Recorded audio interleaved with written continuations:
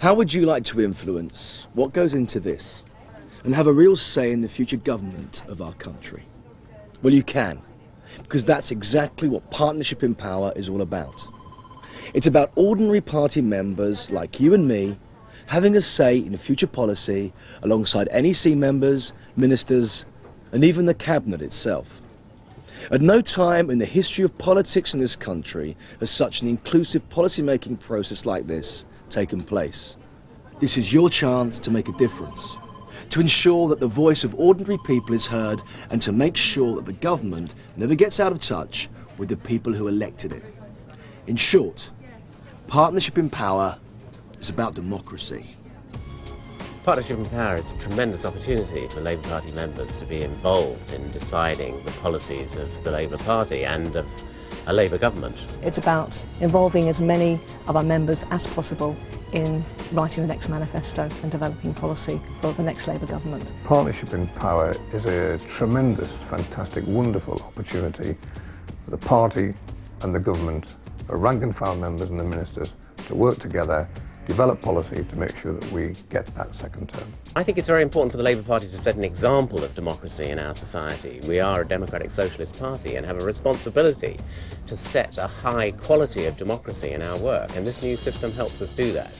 It's new politics, it's new Labour. We had a women's training weekend, and that women's training weekend with 600 women took all 4 policy documents and broke into groups for a whole weekend. And the contributions from those people was tremendous, and the report backs from all of them was so positive. They'd never had this opportunity before and they felt really included. You feel that you're part of what's happening in the party. I was, I think like everyone, a little bit sceptical about what it would involve, what it would achieve. And I was very impressed by the sort of results we got from the discussion. I think the thing that impressed me the most about it was that we actually did get into detailed policy areas. I felt that what I said was actually part of what's going to be policy. If you look back at Labour Party history, look back to Attlee, look back to Wilson, the problems didn't just come from the tough decisions that have to be made in government.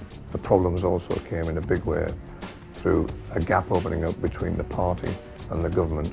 We get away from that having to compress what can often be a very complex debate down to just one resolution from a constituency party, which then has to be composited with other resolutions from other constituency parties. People would take bits out of all these motions and try and cobble together what we call composite motions. You know, get 50 motions and 25 amendments into 3. And it was a very, very arcane Byzantine system that very few party members really understood. We've been undergoing a big process over a long period of time, which is about involving party members more and making sure that the voice of the Labour Party isn't just a small group of people who are on general committees, important though that is, but is the broad mass of party members, so that you've got an unbroken line between the government, the party in Parliament, the party in the country, and the country itself. In a way, it's based on our Clause 4, by the strength of our common endeavour. When people get together and sit down and work cooperatively, it releases an energy in people, which quite frankly is quite impossible any other way. It's based on a cooperative approach to the development of policy rather than an adversarial one. Every single stakeholder, if you like, in the party is represented on the National Policy Forum. There's nobody excluded.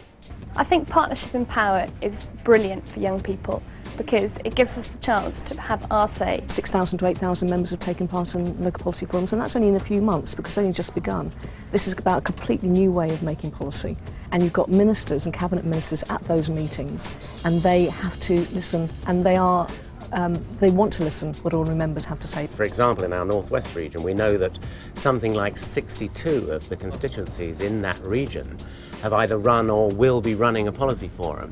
Now that's very exciting. That's the bulk of the constituencies in that region. We held our first local policy forum in my constituency this year. It was really well attended, and for the first time in many a year one could see Labour members sitting round a table discussing policies. And you know, they really enjoyed it. They found it a really uplifting and invigorating experience. The overwhelming reaction of the people who have come from the grassroots to attend these forums is that this is a better, more participatory, more pluralist, more honest way of developing policy. In order to have a healthy party, it's absolutely essential that we increase our membership, and what's more, we have to turn our attention as well to getting more and more young members into the party. If we can manage to sustain that momentum until the next election, I think it'd probably be the most worthwhile exercise of all. Partnership in Power from a Young Labour perspective is about more involvement for our young members in Labour's policy-making process. It's about a sense that we can contribute to the next manifesto. And I would say, without fear of contradiction, that all members who go to a national policy forum or a local policy forum actually come out of it feeling that it's been an enriching experience. It was miles better than anything we usually do, the sort of meeting in local parties, passing resolutions. It was a much wider ranging discussion. I think it was such a worthwhile exercise that I'm actually organising one in my own borough with 3 constituencies together. I honestly believe that if you've got a good point of view, that gets taken up. Get involved. Simple as that. Get involved in your party. Give us your help. Give us the benefit of your knowledge, your views, and what your people around you are saying. We need to know that if we're going to come up with the right policy and a policy for the future. My role as chair of the strategy committee is to be going up and down the country and banging the drum, quite frankly, involving party members, enthusing them. Partnership in Power is about the government and the party working together, empowering party members to involve party members in the work of a Labour government. The great thing about local policy forums is that you can involve not just party members but the wider community. And some constituencies are taking the step of inviting community leaders, members of the community to come in to local policy forums and talk to party members, because what we're saying here is we're not just making policy for our party, we're making policy for the country, for the local community. We're going out to the hospitals to talk to the doctors, nurses, consultants. What sort of health service do you want in the year 2002 and beyond? So there is a real dialogue with communities and with party members about the future of really key public services like the health service. Our sister parties, particularly in Europe, now want to learn from what we have been doing, now want to see how they can adopt for their party the more open, the more participatory way of developing policy. It's actually a matter of some pride to be in a party where other parties are looking to us as a model where we've broken ground in developing policy and on campaigning methods which they want to copy. The Labour Party is involving its membership far more than it's ever done before.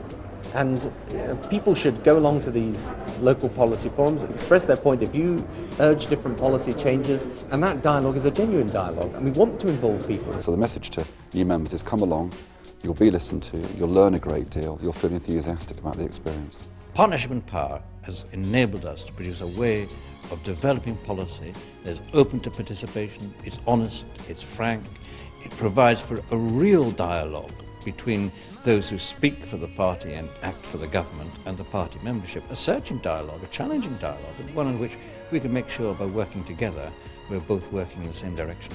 It's only a start. What we intend to do over the next year is involve every single constituency of the Labour Party in this process. Every single member of the Labour Party has the opportunity to contribute to the policies of our next manifesto and help Labour win a second term. That's Partnership in Power. And as you've seen and heard from all levels of our party, it's well worth getting involved in. So just to recap, the new policy-making process is a programme for the next Labour government and will consist of a rolling programme of policy development for the next manifesto, a year-round dialogue between party and government, policy discussed for 2 years, ending up with a definitive policy that will work in practice for the British people. Here's how the policy commissions are made up. They are joint bodies from party and government. Equal numbers of representatives from the NEC, government and the National Policy Forum will ensure that democracy and accountability underpins the work of the 8 policy commissions in their role within the policy process. This has been the biggest policy discussion and policy development process the party has ever undertaken. It's real consultation. And as a Labour Party member myself, I'm looking forward to contributing to what goes into this and to help shape the future of our country.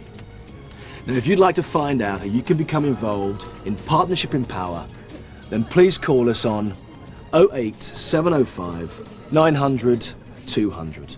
That's 08705 900 200. Or you can write to us at Partnership in Power, the Labour Party, Millbank Tower, Millbank, London SW1P 4GT.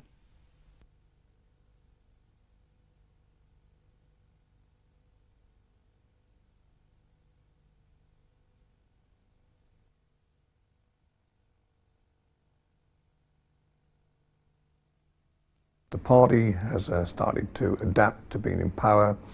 We've achieved our goals. We've moved from Walworth Road to Millbank. We're continuing to professionalise and modernise the party machine. So we've had a good year. Good afternoon, Labour Party. How may I help you?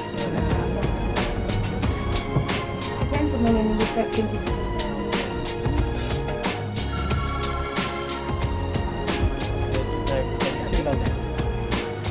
The party in government has made an enormous difference to the atmosphere of this country. In order to have a strong government, we need a strong party. The great benefit of Millbank, and I emphasise we've only got one floor of Millbank, you know, sometimes you see these pictures of Millbank Tower and people get the impression the Labour Party owns it all. We don't own any of it. We're all there together, we've got an open plan office and we can communicate effectively with each other, and hopefully that means we can communicate effectively with our members as well. Hello, I'm Jim Naish and I'm the Andy person. Hi, my name's Aaron Aurora and I work in the policy unit. My name is Richard Taylor and I work in the conference unit. Working at our new headquarters, where everyone sits together, has really meant an enormous stride forward.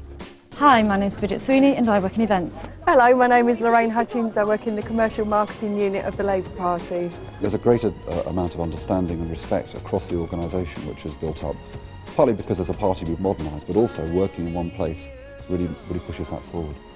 Hello, I'm Susie Knight and I work in High Valley Fundraising. I'm Zena Carter and I work in events. Hello, my name is Martin McEwen and I work in the direct marketing team. Over the next 2 days we're going to have upwards of 150 children coming to the House of Commons, hopefully coming to have a look just outside Downing Street and to feel part of the new government. These people, their parents, their family have all worked so hard for the government and I want them to feel part of it. Our profile has changed. We now have people in our membership who would never have considered joining the Labour Party before, and that brings a whole different dimension. There's new methods of involving people, new technology means we can reach out to people in a different way. The party will be embracing those new methods even more, and I think that the government will as well in terms of involving the citizens in the decisions that they make. We've tried to introduce different ways of doing things, like, for example, making it beneficial for people to pay by direct debit. Labour Party members are the main source of our funds. Direct debit's really important to the Labour Party. The more members we can get onto direct debit, then the more money we can actually save the party. The greatest strength that the Labour Party has is its members. The more members it has, the stronger the party. Thanks ever so much for being a member of the party. Obviously, without people like you, we would never have won the election. So I've supported the Labour Party all my life, and I wanted to be a part of keeping the membership up and keeping the party strong for the future. The most important thing is the fact that we have to sustain our membership. We've got to redouble our efforts to ensure that members stay within the party and also that we recruit many more. So in my constituency, we've made a conscious decision to try and increase our membership.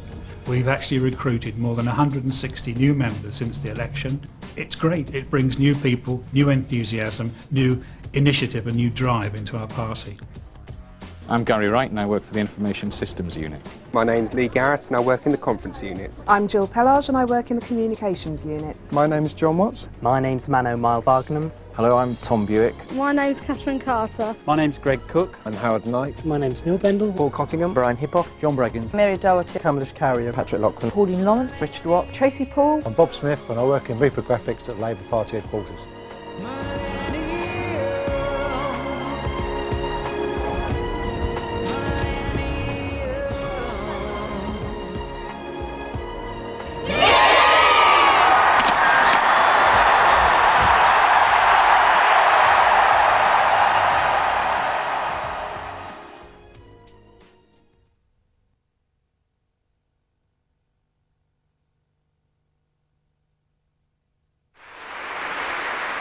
My friends, this year will be the year of challenge.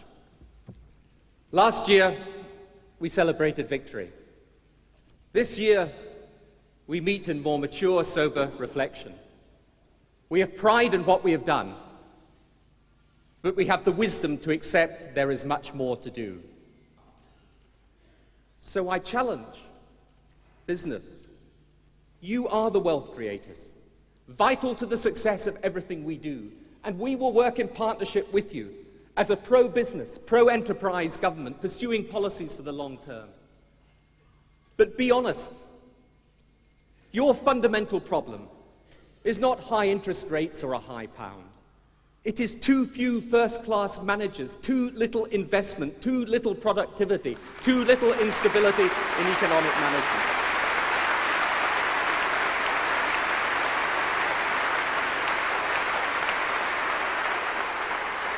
What we inherited was not some golden legacy of Tory propaganda, but the shiny gold wrapping of a pre-election boomlet.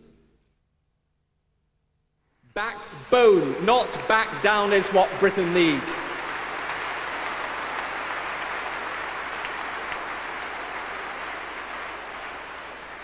And I challenge those too in our schools.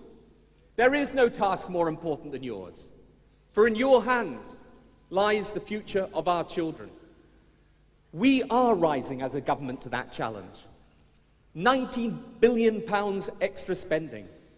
But again, let's be honest, money's not the only problem. There are too few good state schools, too much tolerance of mediocrity, too little pursuit of excellence.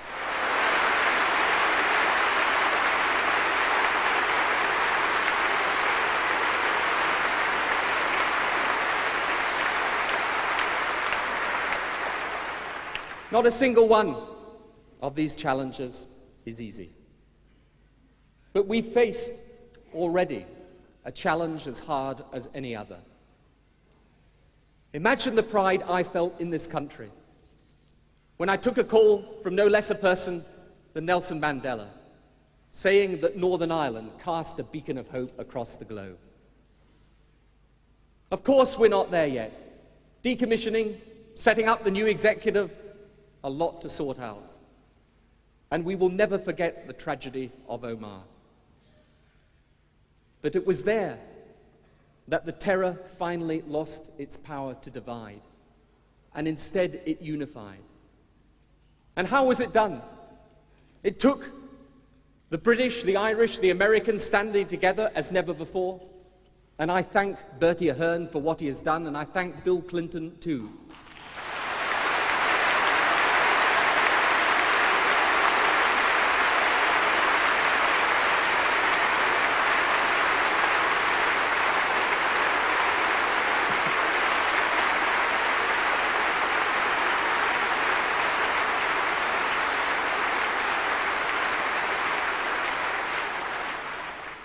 Took our one and only Mo, of course.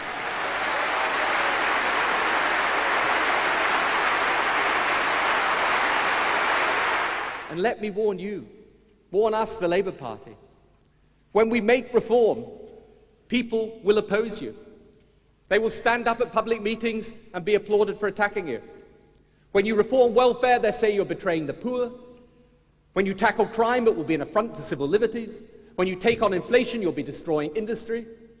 When we give the new London mayor the power to introduce congestion charging and invest that money in public transport so that London, one of the greatest capital cities in the world, can get the transport system it needs, they will say we're anti-car. And the Tories, well, they will go for you with an opportunism that would make a Liberal Democrat blush.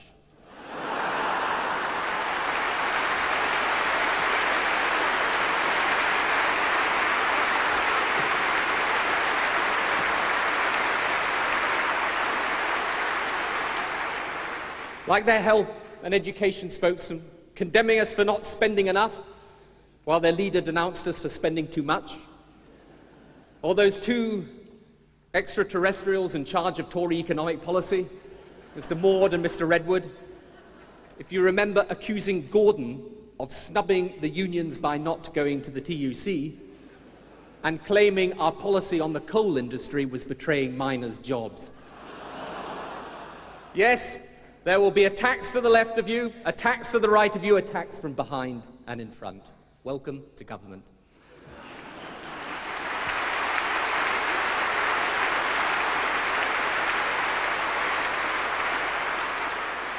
But success in life, as you know, never comes without a struggle. Because the challenge we face has to be met by us together. One nation, one community, social justice, partnership, cooperation, the equal worth of all, the belief that the best route to individual advancement and happiness lies in a thriving society of others. These were words, concepts, derided in the 80s. These are the values of today, not just here, but round the world. At long last, it's up to me is being replaced by it's up to us.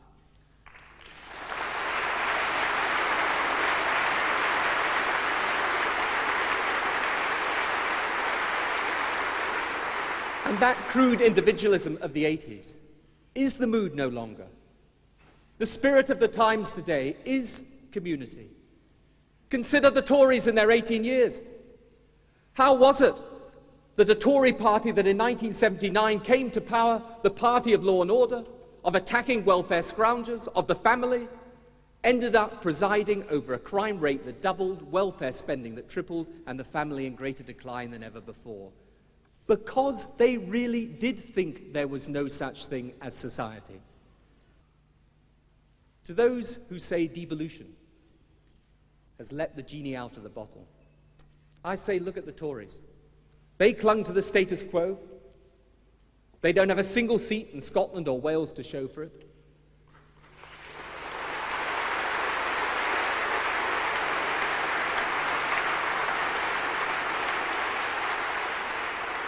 The enemies of the Union are the advocates of the status quo and the separatists alike. We have defeated the one, and we will defeat the other.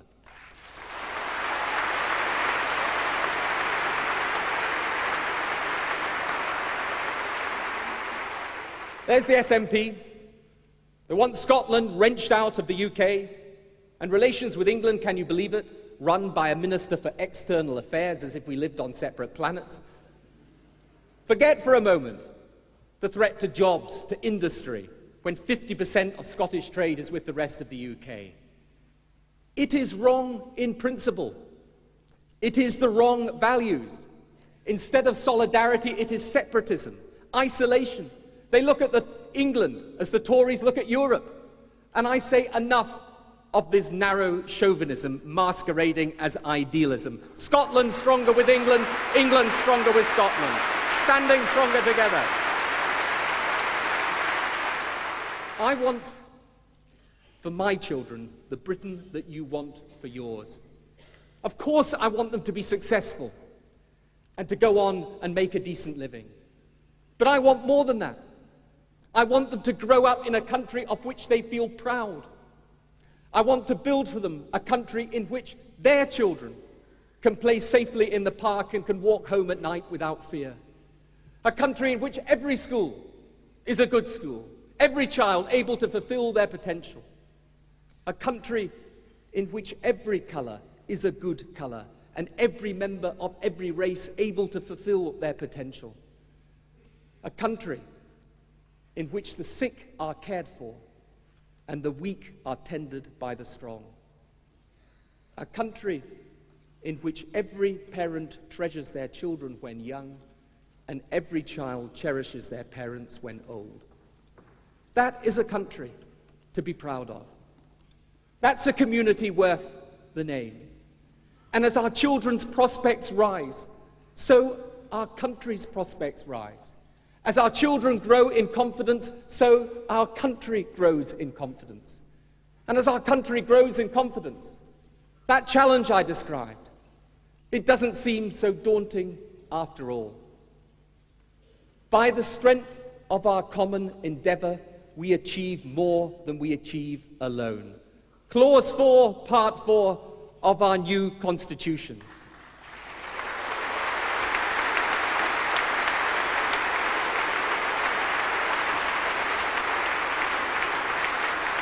Now is the time to practice it.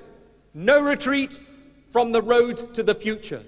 We build our party, we serve our country. We rise to that challenge and rise to it together.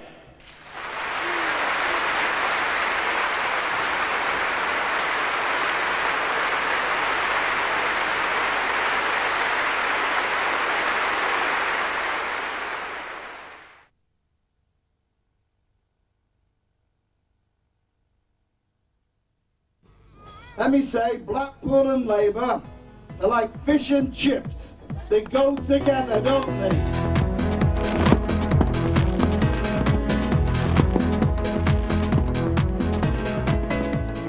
The job of politicians is to deliver for the people. Joseph is now in a class of 20. So instead, on his behalf and for myself, I would like to thank the government for keeping one of its central election pledges.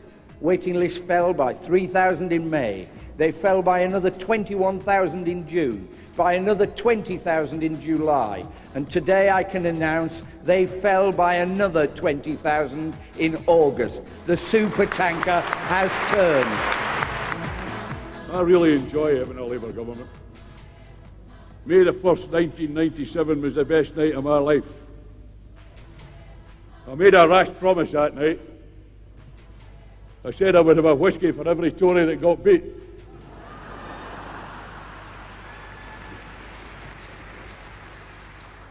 So by 2 o'clock in the morning I had a problem. But when I heard Portillo had lost, I crawled back to the bottle and had another one. New Deal works. So do I. And there is now some interest in the New Deal from the smallest companies in the country. Organisations as small as even the Conservative Party. And Claire, who better to welcome me out of the darkness than you? For us in the Labour Party, unemployment can never be a price worth paying. Never! And this is 4-year-old Jamel's graduation because he can read and write, do numeracy. Give me the child, and I'll show you the man. And over these next 3 years, £40 billion extra into our schools and hospitals, a figure every one of you should never tire of repeating. £40 billion extra into our schools and hospitals. £40 billion extra into our schools and hospitals. It's the same Alex Salmond who said Labour couldn't deliver a pizza, never mind a Scottish Parliament. Well, Alex, when are you going to apologise to the Scottish people? Labour delivered that Parliament. You're determined to wreck. I sat down on one of these very tiny little chairs. It soon takes away the pomposity of cabinet membership when your knees are under your chin.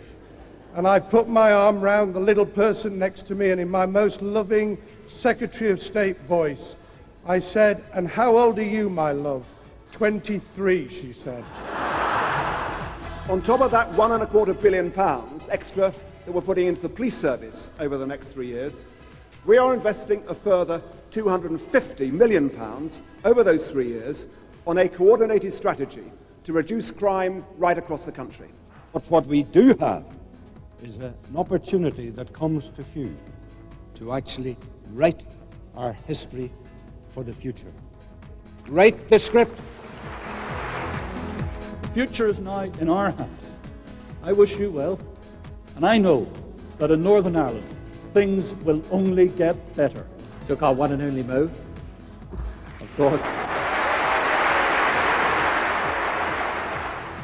So when I said earlier that the applause today and yesterday is due to many hundreds of people that have taken this process forward, David and Seamus are two of the leaders in that. If the current companies can't run the trains to time, then I'll call time on the companies that run the trains.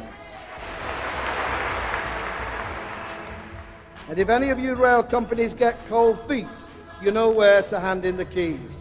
Because when it comes to the railways, I'm no virgin. For the first time in history, we have governments of centre-left in power at the same time in Britain, in France, and in Germany. Today, as a demonstration of our new approach, I am announcing the largest single commitment of development funds we have ever made to Africa. Over the next 5 years, we will provide £67 million to improve the education system in Uganda. I'm therefore able today to pledge to you that British troops on operations will never again lay a single anti-personnel landmine. Conference last October, I returned to Britain to find that much had changed. We have a new government which is clearly determined to make a difference, a government that is prepared to tackle poverty and injustice.